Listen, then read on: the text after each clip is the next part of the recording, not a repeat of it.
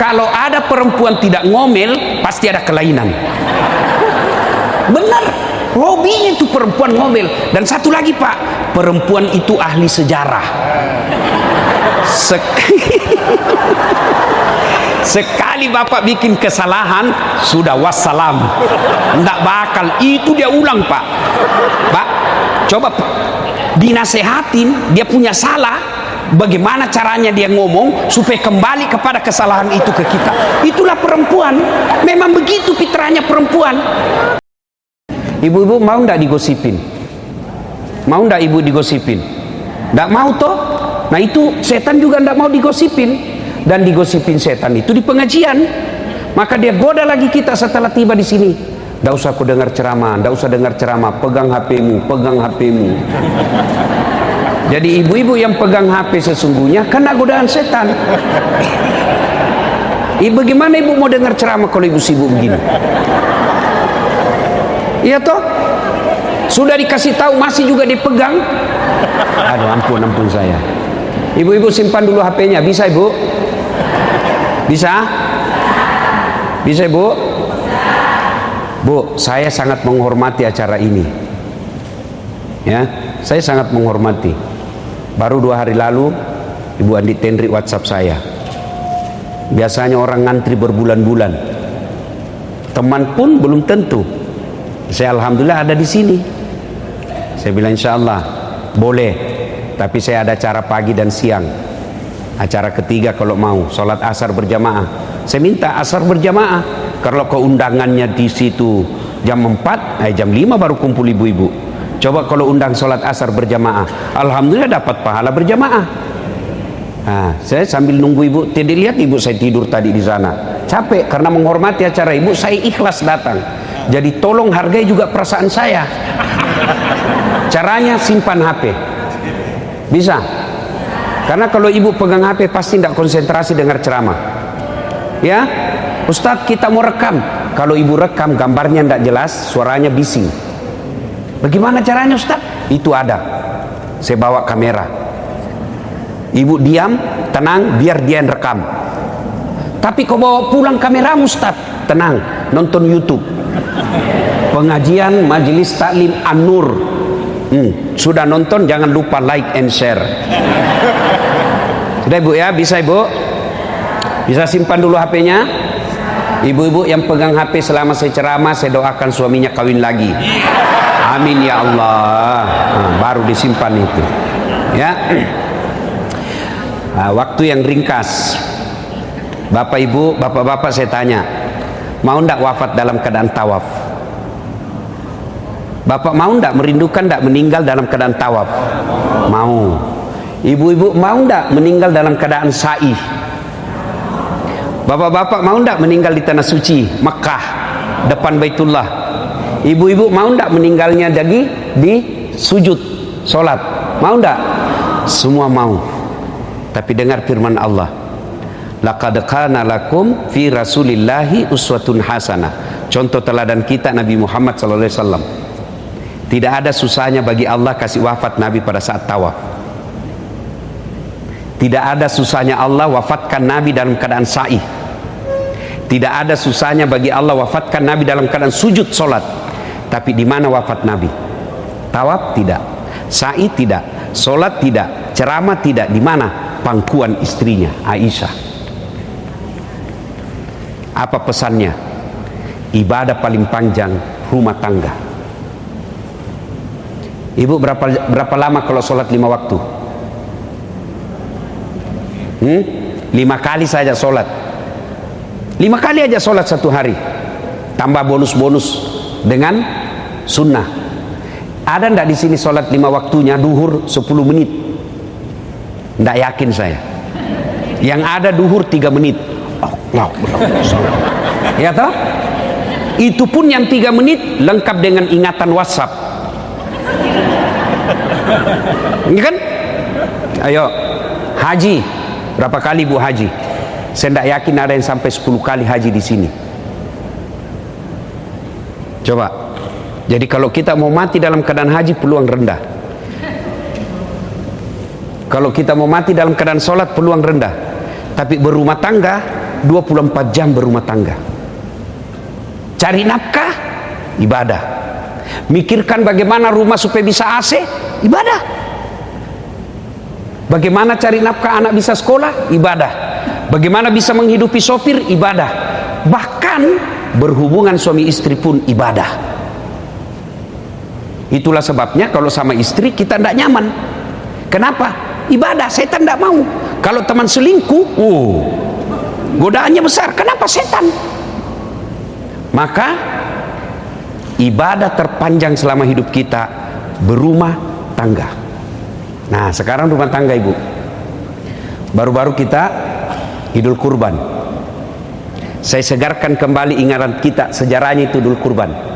Ya, supaya kita ulang lagi nih kaitannya rumah tangga. Itu kan Ibrahim, Pak, kaya. Ibu-ibu, Ibrahim itu kaya. Hebatnya dermawan. Banyak di Indonesia kaya, serakah, pelit. Sudah kaya, masih serakah plus pelit. Ini Ibrahim kaya dermawan. Hebatnya, Pak, dia sembeli 1000 domba, 100 onta. Kira-kira kalau dirupiahkan sekarang 2,5 miliar. Ada di sini 2,5 miliar kemarin kurbannya? Tidak ada. Seluruh malaikat memuji, Pak. Apa kata malaikat? Hebat ini Ibrahim. Manusia pun puji. Hebat kau Ibrahim. Jago kau. Kecil ini. Andai saja ada anakku juga kupotong. Kenapa? Ibrahim tidak ada anaknya. Beberapa tahun kemudian Ibrahim menikah dengan Siti Sarah. Kata Siti Sarah, bang, abang ini kan nabi, perlu ada pewaris. Saya tidak bisa berikan kamu anak, kau kawin lagi lah. Apa kata Ibrahim? Enggak. Kalau inilah takdirku, ya sudah. Enggak bang, kau nikah lagi. Enggak. Luar biasa, Pak. Ibrahim didesak menikah, enggak mau, Pak. Bapak-bapak sekarang dilarang sembunyi-sembunyi. Malah pakai KTP-nya orang lagi. Akhirnya desak. Ibrahim berkata, baik kalau begitu, Dek. Oke, karena kau maksa. Oke, nikah. Sudah menikah, alhamdulillah, hamillah Siti Hajar.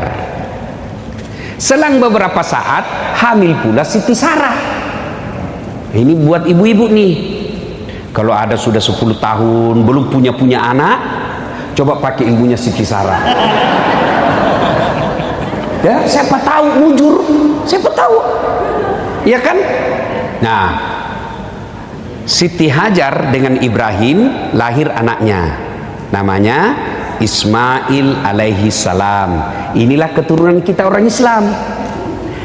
Ibrahim dengan Siti Sarah lahir anaknya, namanya Ishak alaihi salam. Inilah keturunan Yahudi yang kurang ajar. Kita itu dengan Yahudi satu kakek, cuma Yahudi kurang ajar. Nah, lagi lucu-lucunya anaknya, ya kan? Ibu-ibu dengar dulu. Sejarah sebelumnya ada yang tersisa. Ketika lagi kecil-kecil anaknya, ya, balita kira-kira sekarang, Allah perintahkan kepada Ibrahim sama Siti Hajar, Ibrahim, bawa anakmu jalan sama istrimu. Kemana? Kau jalan saja. Dari Palestina, Pak. Kau jalan saja. Kemana? Kau jalan. Nanti saya kasih tahu kau singgah di mana. Jalanlah Ibrahim beratus kilo sampai di tumpukan batu. Allah berfirman, Ibrahim, kau simpan anak dan istrimu di situ. Terus kau kembali lagi, simpan di situ, tumpukan batu. Tumpukan batu itu sekarang jadi Ka'bah. Yang tumpukan batu itu. Apa kata Siti Hajar? Bang, kalau ini perintah Allah, jalan kau. Biar saya urus anakku. Tenang, jangan cemas. Ini baru istri. Pesan pertama, Ibu, kalau perintah Allah jangan tawar. Kau pakai jilbab, perintah Allah, don't worry, be happy. kamu jangan keluar kalau tidak. Saya tidak akan keluar bang kalau itu perintah agama. Itu baru istri yang hebat. Pergi Ibrahim, balik. Apakah Siti Hajar pasrah? Tidak. Anaknya menangis, kehausan. Siti Hajar tidak diam, berdoa saja. Tidak. Dia ikhtiar dulu. Dia ikhtiar dulu. Apa ikhtiarnya, Bu? Dia lari cari air. Pernah Ibu lihat di jalan raya? Kayak ada air kan? Lari, Hajar, itu ada air. Sampai lagi, bukan air. Lari antara Safa dan Marwah. Itulah sa'i sekarang. Nah, sudah pasrah Siti Hajar. Tidak dapat air, sudah capek, anaknya nangis. Turun perintah Allah. Ibrahim, Jibril, kau turun, hentakkan kakinya Ismail. Patok ya jina. Hentakkan kakinya Ismail ke tanah. Dihentakkan, dengan izin Allah keluar air. Lalu Siti Hajar berkata, Zam, zam, zam, zam. Itulah air Zam-Zam sekarang. Mulailah beredar berita. Ada di satu pelosok, ada sumber mata air, tidak pernah kering, dan selalu mengalir. Beredarlah itu di padang pasir. Namanya air di tengah padang pasir, orang semua datang. Ramailah kampung itu, kemudian disebut nama Hijaz, yang ini sekarang disebut Makkah. Nah, lagi beremaja anaknya Ismail, 13 tahun. Quran tidak menjelaskan 13 tahun, tapi Quran cuma mengatakan Ismail sudah pandai membantu bapaknya. Kira-kira remaja sekarang, 13-14 tahun. Tanggal 8 Zulhijjah, Ibrahim alaihissalam mimpi. Ibrahim, kau pernah bilang toh kalau ada anakmu saya potong. Sekarang ada anakmu, potong itu, potong. Ibrahim bangun, Pak. Ini mimpi atau wahyu? Kalau mimpi, kenapa anak disuruh potong? Kalau anak banyak, 10 anak disuruh potong, kita cari mana yang beleng-beleng. Potong anakmu, ini beleng-beleng ini. Ya toh, Ibrahim mikir, ini wahyu atau mimpi? Mikir Ibrahim. Tanggal 8 Zulhijjah itulah sekarang kita sebut dengan hari Tarwiyah, yang artinya hari berpikir-pikir. Maka kita sunnah puasa. Tanggal 9 Zulhijjah, bangun lagi Ibrahim. Ibrahim, potong anakmu. Kau sudah janji sama saya. Bangun. Ibrahim katakan, ini wahyu, bukan lagi mimpi. Yakin 100% perintah Allah. Maka tanggal 9 Zulhijjah kita sekarang disebut hari Arafah atau hari penuh keyakinan, puasa. Tanggal 10 Zulhijjah, Ismail diajak ngomong bapaknya.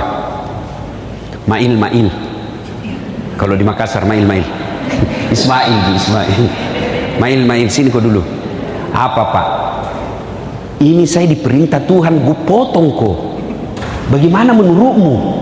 Ibu-ibu, kalau anaknya ibu di rumah kira-kira dikasih tahu begitu, nah, saya diperintah potong kau nak. Apa dia bilang anak kita? Dilihat dulu kakeknya. Ini aja Pak, yang sudah tua. Masuk akal enggak Pak? Masuk akal enggak? Masuk akal. Ini namanya anak cerdas, tapi tidak soleh. Tapi apa jawaban Ismail? Pak, kalau ini perintah Allah, jangan Bapak ragu. Laksanakan, insya Allah Bapak dapati saya anak sabar. Maka ibu berdoa anak yang soleh, bukan anak yang kaya, bukan anak pejabat, bukan anak cerdas, anak yang soleh. Itu doanya pendek bu. Rabbi habli minas solihin. Untuk apa anak kaya kalau pelit? Untuk apa anak pejabat kalau bikin malu keluarga? Berapa banyak orang tuanya terhormat, anaknya jadi pejabat, satu keturunan malu karena anaknya tidak punya agama. Maka kita minta Rabbi habli minas solihin, berikan hamba yang soleh. Pelajaran kedua, Ismail. Coba Pak, Ibrahim sudah nyata perintah Allah, tapi masih ajak ngomong anaknya. Kita orang tua sekarang otoriter. Ya? Dia gagal polisi, anaknya dia paksa. Pokoknya kau yang lanjutkan cita-cita bapak.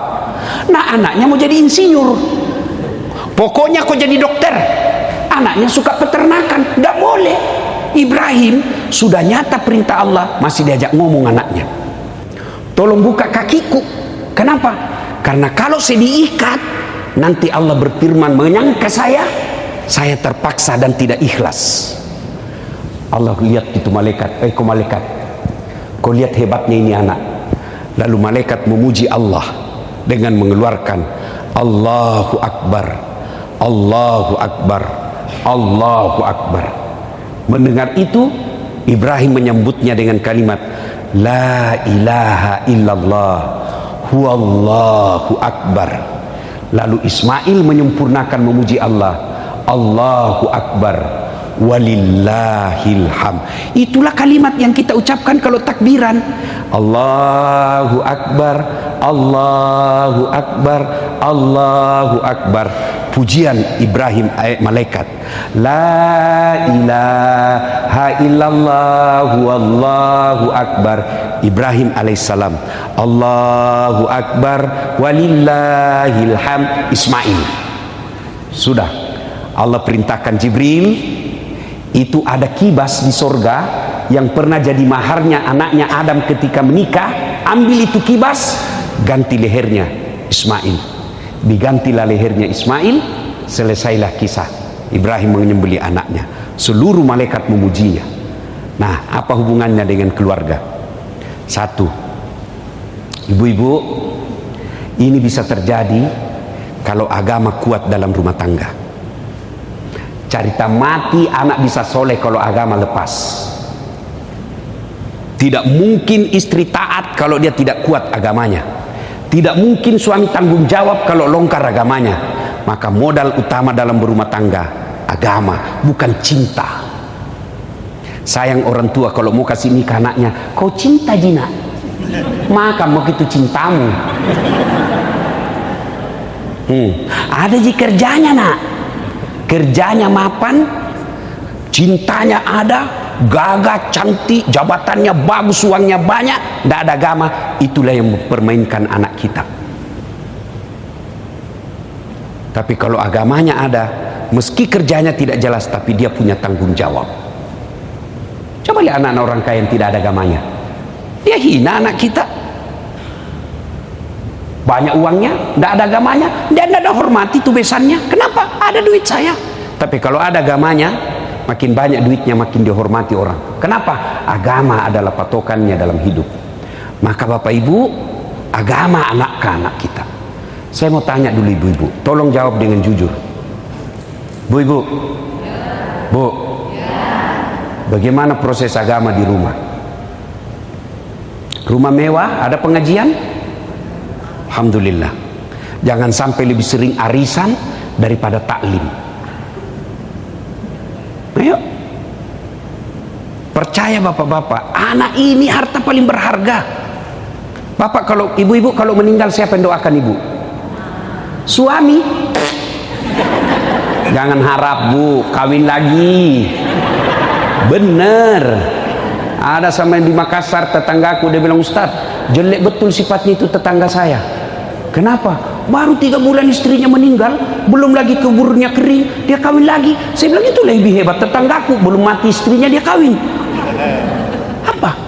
Dia bilang, mamanya cek istri saya, jadi kalau saya duluan menikah, Ustadz juga kawin lagi. Sini kau sayang, jangankan kau meninggal, masih hidup saja kau, saya selalu berpikir kawin lagi. Apalagi kalau kau sudah mati.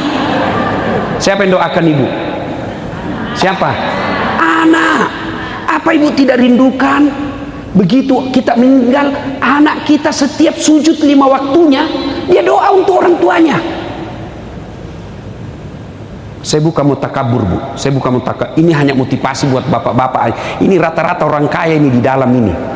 Bohong ibu kalau tidak kaya. Kenapa kau tahu Ustaz? Casingnya ibu-ibu ini beda kan? Saya bisa lihat orang kaya dari casing. Oh ini orang kaya semua ini. Beda pak. Masya Allah. Saya tidak kaya bu. Alhamdulillah ibu bapak saya bikinkan masjid. Ibu saya kasih nama Hajjah Sitimang. Bapak saya kasih nama Masjid Abdul Latif. Saya lagi bangun lagi sekarang masjid nama saya. Itu yang kita nanti. Apa ibu tidak merindukan ketika nanti ibu sudah rapuh, tua, anak kita berlomba-lomba untuk mengumrohkan anak kita. Dek, bulan ini ibu di rumah ya, bulan depan baru kau urus. Apalah artinya hidup ini kita tua, banyak duit, anak kita menjadi beban di dalam hidupnya. Datang baru duduk mamanya, kata istrinya, kapan datang mak? Baru sayang, kapan pulang?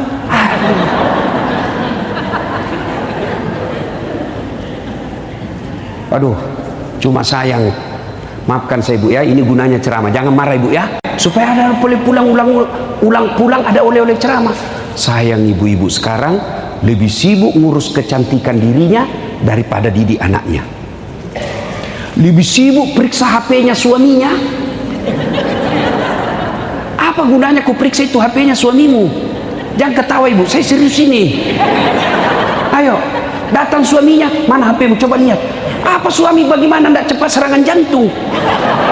Kau tahu Ustaz, karena saya begitu. Kenapa ada mantanmu di sini? Namanya mantan, tidak mungkin di-delete. Ini mantan bukan aplikasi yang bisa dihapus, tidak ada bekasnya.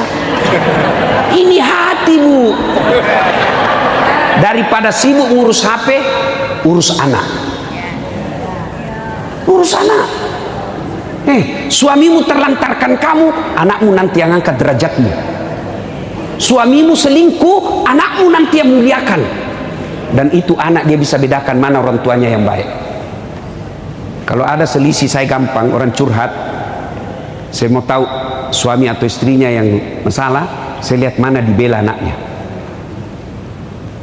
Maka ibu-ibu, apalagi usia senja, apalagi kita yang sudah muka-muka sakaratul maut, inilah penyakitnya ibu-ibu, tidak mau dibilang usia senja, maunya terus dibilang, oke lah ibu-ibu yang masih cantik-cantik.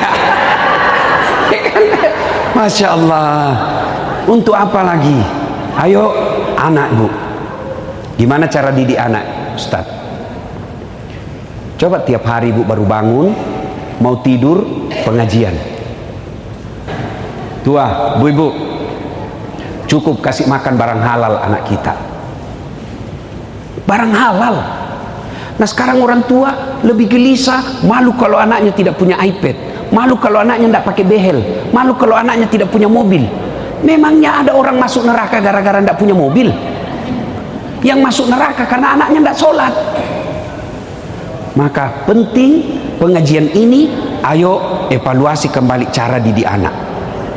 Jangan berharap anak sopan kalau ibu bapaknya selalu dilihat bicara kasar. Anak yang dulu karena waktu terbatas. Yang kedua, Ibrahim itu suami yang baik. Cerita mati bapak mau didengar istri, kalau bapak bohong terus tidak bakal. Jadi kalau bapak mau didengar istri, jangan bohong. Satu bohong yang boleh, bohong untuk membahagiakan istri boleh. Bohong yang bagaimana Ustaz? Ibu beli hadiah kain, kasih, gimana pak, bagus enggak? Paling bagus ini, selama kita menikah ini baju yang paling baik. Malah kalau bapak jujur dosa. Bodoh memang kamu ini, warna apa ini? Bohong seperti itu boleh. Nah, bagaimana suami yang baik? Suami yang baik teladan. Jangan harap istri kita mau izin keluar kalau kita juga kadang-kadang tidak keluar tidak menyampaikan. Ini juga perlu ibu. Ibu-ibu, bu, suami tidak wajib minta izin. Tidak. Istri wajib minta izin. Kenapa Ustadz? Karena langkahnya ibu ditanggung oleh suami, sementara dosanya suami ibu tidak tanggung. Kedua, suami memang tugasnya lebih banyak di luar, istri harus banyak di dalam. Jadi kalau sedikit-sedikit izin repot. Maka laki-laki itu bukan minta izin tapi memberi izin. Laki-laki itu menerima laporan, bukan melapor. Ibu tahu ini, di situ pintu masuknya setan. Itu kata Nabi. Ibu mau ndak dirindukan surga? Satu, kata Nabi, aqimis salah, dia puasa, dia sholat. Dua, dia puasa Ramadan. Tiga, dia jaga harga dirinya. Empat, dia taati perintah suaminya. Kalau ini diamalkan, tadkhulul jannati bisalam, masuk ke surga dengan penuh keselamatan. Pintu surga yang kamu mau, terserah. Tapi setan tahu, ibu, setan tahu. Makanya apa? Dia hasut kita, lawan suamimu, lawan suamimu, lawan suamimu. Nah, itu pintu masuknya setan. Maka boleh enggak perempuan cari nafkah? Boleh. Cuma kalau dia cari nafkah dan banyak uangnya, potensi melawan suami. Maksudnya apa, Ustaz? Saya tanya ibu, kira-kira kalau suami ibu gajinya 5 juta, ibu gajinya 20 juta, kira-kira masih menghormati suami enggak? Ibu aja enggak punya gaji, kita lawan suami ibu.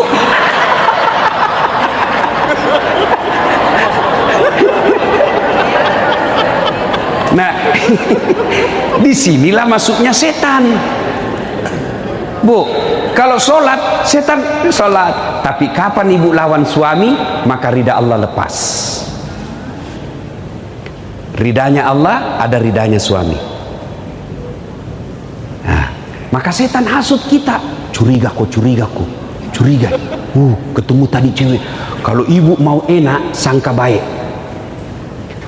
Orang kalau sangka buruk dalam rumah tangga, percaya tidak akan pernah dia bahagia.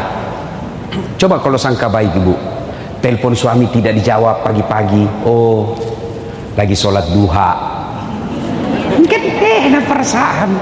Telepon lagi siang, oh berjamaah duhur ini, kan? Sore lagi telepon tidak dijawab, jam 5 sore ada WhatsApp teman, saya lihat suamimu di sampingnya ada cewek di atas mobil. Oh, berarti dia lagi nge-grab. Iya kan? Enak perasaan ibu toh. Tapi kalau sangka buruk terus, la ilaha illallah, tidak bisa tenang. Istri saya suka ngomel, takdirnya itu, bu. Kalau ada perempuan tidak ngomel, pasti ada kelainan. Benar. Hobinya itu perempuan ngomel. Dan satu lagi, pak, perempuan itu ahli sejarah. Sekali bapak bikin kesalahan, sudah wassalam, ndak bakal itu dia ulang, pak. Pak, coba pak, dinasehatin, dia punya salah, bagaimana caranya dia ngomong supaya kembali kepada kesalahan itu ke kita. Itulah perempuan, memang begitu fitrahnya perempuan. Bagaimana beratnya penderitaan bapak tidak seberat penderitaan ibu hamil. Ya, bapak merasakan hamil, gampang, ambil kelapa, pak, 1 biji aja, pak, masukkan di dalam baju, kemana-mana bawa, pak, mau boker. Itu coba ibu-ibu kalau boker bawa toh, nggak ada orang mau berak, simpan dulu, berat sekali, nggak ada, pak. Dan berapa lama? 9 bulan, pak. Ibu masih ingat waktu hamil? Ingat? Ada ndak yang tengkurap? Selama ibu hamil, ada ndak tengkurap? Gaya pasrah, pak. Coba bapak, berapa lama ibu tidak tengkurap? 9 bulan, pak. Bapak 1 bulan aja ndak tengkurap, pusing. Iya toh? Coba melahirkan, masih ingat waktu melahirkan? Masih? Ada ndak ibu-ibu melahirkan senyum? Ada? Mentang-mentang ibu Tendri orang kaya melahirkan, senyum kau nak keluar, kau nak tadi dah dia pas. Menderita ndak, bu? Menderita, bu? Sakit, bu? Tapi heran kok diulang-ulang. Tidak ada orang melahirkan kalau kurang ajar. Enggak. Sudah itu menyusui. Masih ingat waktu menyusui, bu? Apalagi waktu tumbuh giginya. Ada. Ada enggak dia? kok gigi saya? Enggak, dibujuk. Aduh Papa. Bapaknya senyum, Pak. Nih, pagi anaknya, malam.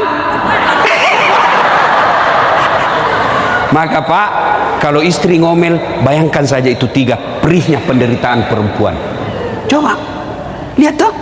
Itulah sebabnya Nabi ketika ditanya, ya Rasul, setelah Allah dan Rasulnya siapa yang saya taati? Apa jawabannya Nabi? Ibumu. Setelah itu siapa? Ibumu. Setelah itu siapa? Ibumu. Setelah itu siapa? Bapakmu. Ibu, bapak. Berarti 3 ibu, 1 bapak. Ya toh? Salah paham lagi nih ibu-ibu nih. Itu sensitif sekali kalau kita bicara begini. Coba ulang. Ibu, bapak. Berarti 1 bapak, 3 ibu. Saya tidak bilang 3 istri, 3 ibu. Apa maknanya? Itulah 3 penderitaan ibu. Sehebat apapun laki-laki, dia tidak pernah bisa memikulnya. Maka kalau ibu ngomel, bayangkan bagaimana susahnya ketika dia hamil. Mau tidak berhenti istrimu ngomel? Ini rahasianya. 1, puji dia. 2, kasih hadiah. Bapak mau tahu perempuan, sambil kau puji, pegang pundaknya, pasti dia senang. Wah, makin cantik kau dek. Meskipun dia tahu kita bohong, dia tetap senang. Iya tuh Bu? Iya. Wah, kau tambah cantik saya lihat. Padahal dia tahu bohong ini suamiku, tapi dia tetap senang juga. Maka itu perempuan, kesalahan kita malas memuji. Kalau tetangga, wah puji, ya Bu, aduh Ibu awet muda kelihatan. Itu didengar istrimu, hancur. Yang kedua, kasih hadiah. Bapak habis dinas, urus usaha, 4 hari baru pulang, bawakan hadiah. Mau itu kembang, coklat, baju, paling senang emas. Ya, kasih emas. Ternyata beberapa hari kemudian dia tahu palsu. Kau bilanglah, kau tahulah sayang, saya mau kasih kau yang emas yang asli, tapi kan lagi serat ekonomi. Meskipun itu palsu, tapi percaya, cintaku 24 karat dalam hati. Mulai dia senyum itu. Iya, saya istri saya kasih gitu. Palsu Ustaz. Iya, tetap cintaku asli. Dia senang. Kalau dia marah, saya peluk. Marah dia, saya peluk. Bila kamu di sisiku, mulai senyum lagi tuh. Masih marah, ku peluk tambah ku kenceng, baru ku bilang insaflah, wah. Berhenti dia marah Pak. Jadi perempuan kalau marah, bapak jangan marah dan jangan bawa perasaan. Dan itu perempuan kalau sudah di depan kita Pak, tidak berlaku pangkat jabatan dan sekolah, hilang semua itu. Dia bilang mamanya, cek di rumah istriku Bu, kamu boleh siga panggung di luar, kau boleh siga mimbar di luar, tapi kalau di rumah kau Hello Kitty. Saya pasrah. Apa daripada kacau rimba persilatan Pak. Nenek kita mengalah. Kalau perempuan ngomel, puji, kasih hadiah. Bapak anda percaya? Saya tanya, ibu-ibu, biar suami tidak pulang yang penting ada coba dengar, uang dia cari Pak. Maka kesalahan kita jarang memuji, tidak mau kasih hadiah, pasti ngamuk. Ibu bapak saudara-saudara sekalian, pesan ketiga, bersedekahlah. Sedekah. Ibu-ibu yang kaya-kaya ini, yang punya emas-emas berlian, kalau ibu meninggal nanti siapa yang pakai Bu? Istri kedua ibu. Begitu ibu meninggal, suami dia cabut dulu itu cincin. Ini cincin kawin kita sayang. Nggak mau keluar, dia kasih sabun. Sudah itu dia cabut lagi kita punya gelang. Ini waktu ulang tahun pernikahan kita waktu umrah emas Dubai. Cabut. Sudah itu dia cabut lagi kita punya kalung. Ini waktu dulu kita jalan-jalan ke Singapura. Terakhir gigi palsunya ibu dia cabut juga. Sudah dia simpan sambil penuh derai air mata, dia simpan di lacinya.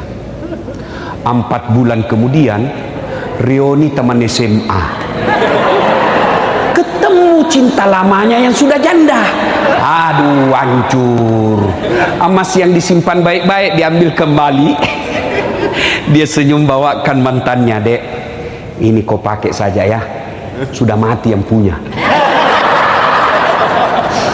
Bu, daripada dipakai istri kedua, mending bawa untuk kuburnya ibu. Dan orang kaya hebatnya, biar dia pakai palsu, orang bilang asli. Ya, Ibu Nur misalnya. Iya, biar palsu, orang bilang tidak mungkin, pasti asli. Maka saya sarankan lebih baik ibu pakai yang palsu. Yang asli bawa ke panti asuhan, yang asli bawa ke masjid di kampung, yang asli bawa ke penghafal Quran. Bapak-bapak yang miskin, ibu-ibu yang miskin, ndak usah pakai yang asli, karena biar asli orang juga ndak percaya. Maka yang asli ibu jual, bawa ke pesantren. Ini disebut pandai menyikapi harta. Percaya Bu, kalau sudah masuk kubur putus, kecuali tinggal anak yang soleh dan amal sedekah. Dan demi Allah, tidak ada orang bangkrut gara-gara sedekah. Ustadz, saya dengar ceramahnya Ustadz tadi, rasanya anak saya sudah tidak bisa saya harapkan Ustadz. Tidak tahu ngaji, lancar bahasa Inggris, tapi saya tidak pernah dapati dia mengaji. Lancar bahasa Korea Ustadz, duitnya banyak, tapi tidak pernah saya dapati berjamaah. Jangan putus asa, anak pesantren ibu urus. Ustadz, saya sampai sekarang belum punya anak. Wala tayasu min rauhillah. Jangan putus asa, ibu datang ke pesantren, tanya gurunya, ada penghafal Quran? Ada. Berapa biaya hidupnya satu bulan? Bu, 700.000 satu orang. Saya tanggung 7 orang ya, 2.500.000 berapa? 20. Nah, saya tidak terlalu kuat kalau urusan uang Bu. Ibu-ibu lebih apa? Nah, misalnya satu anak 700 Ustaz, 3 anak saya tanggung Ustaz, 2.100.000 kirim tiap bulan. Itulah yang menjadi anaknya ibu. Selama dia belajar agama sama anak kandungnya ibu, meskipun tidak dilahirkan. Begitu juga bapak-bapak. Bapak tidak usah jadi ustad, berat. Gimana caranya? Urus ustad. Ustad datang, Ustad pakai kendaraan siapa? Ada kendaraan saya pakai Ustad. Bapak dapat pahala dari Ustad, seperti pahalanya Ustad tanpa mengurangi pahalanya Pak Ustad. Ibu-ibu punya rumah mewah, supaya malaikat ikut datang. Ayo panggil anak-anak yatim tiap malam Jumat makan di rumah. Jangan makannya seadanya, kasih makanan yang hebat. Dan hebatnya itu Ustadz anak yatim, kalau masuk orang mewah Pak, dia terpesona seolah dalam surga. Wah. Tapi kalau ibu undang orang kaya, dia cari yang jelek itu. Gordennya ndak serasi. Dan kalau orang kaya, ya tuh ibu, padahal banyak yang bagus, yang jelek dicari. Mana ini dulu?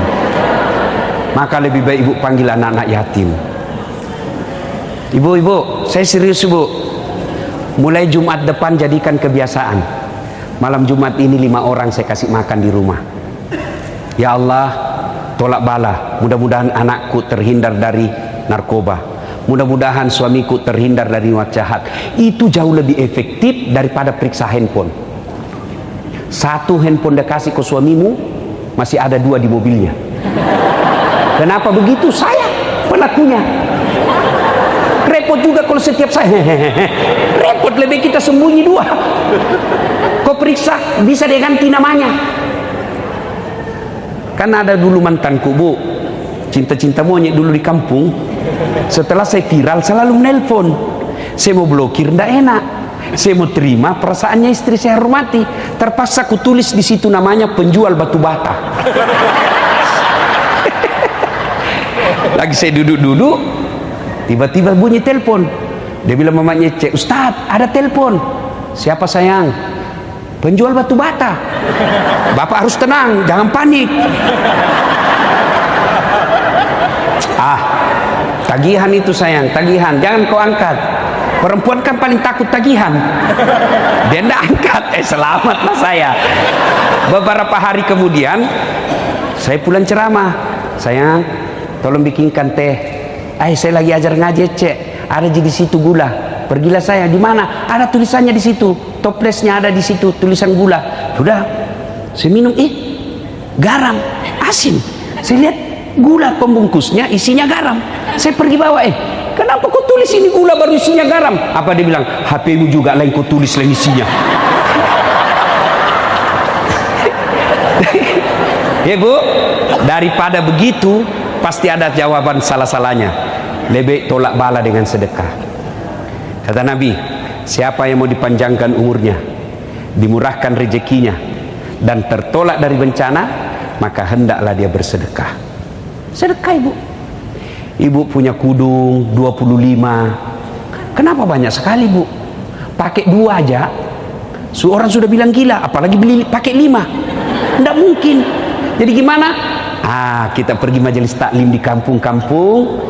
Ayo ibu-ibu kumpul kudung-kudungnya yang bagus dan jarang dipakai. Ayo kita sedekahkan ke majelis taklim.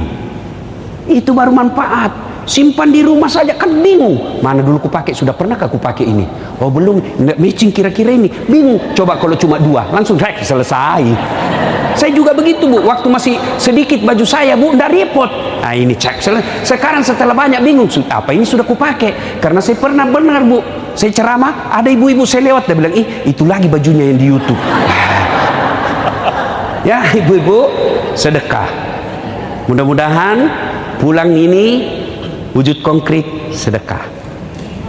Kenapa saya tekankan ini? Karena saya tahu di sini ibu-ibu yang Allah berikan rezeki yang berlebih. Insya Allah tidak ada orang bangkrut karena dia rajin sedekah. Sebaliknya kalau dia pelit, tidak ada orang suka. Jangkau ke rumahnya, dia pelit, padahal dia juga pelit. Itu jeleknya, itu pelit Pak. Tidak ada yang suka itu orang pelit. Maka kalau mau murah rezekinya, bersedekahlah, tolak bala, insya Allah. Bapak saudara-saudara sekalian, ini saja tausiah kita. Mudah-mudahan ada manfaat. Saya menutup, inna a'tainakal kautsar. Sungguh betapa banyak nikmat yang Allah berikan kepadamu. Fasholli li rabbika wanhar. Maka bersolatlah dan berkurbanlah. Fasholli li rabbika wanhar. Inna dzaniyaka huwal abtar. Kalau kau tidak mau bersedekah, kamu lalaikan solatmu. Padahal saya kasih kau banyak nikmat, rumahmu bagus, mobilmu mewah, perhiasanmu baik, tapi kau tidak mau bersyukur, kau lepas dari rahmatku. Ibaratnya layang-layang lepas. Kalau sudah lepas layang-layang, sudah bisa kesetrum, tidak jelas arahnya. Itulah yang makna harta banyak tapi tidak ada ketentraman jiwa. Anak ada tapi membangkang, mobil anak tapi kita tidak pernah damai. Kenapa? Sudah lepas dari kasih sayang Allah. Pengajian ini tujuannya agar kita menjadi lebih baik.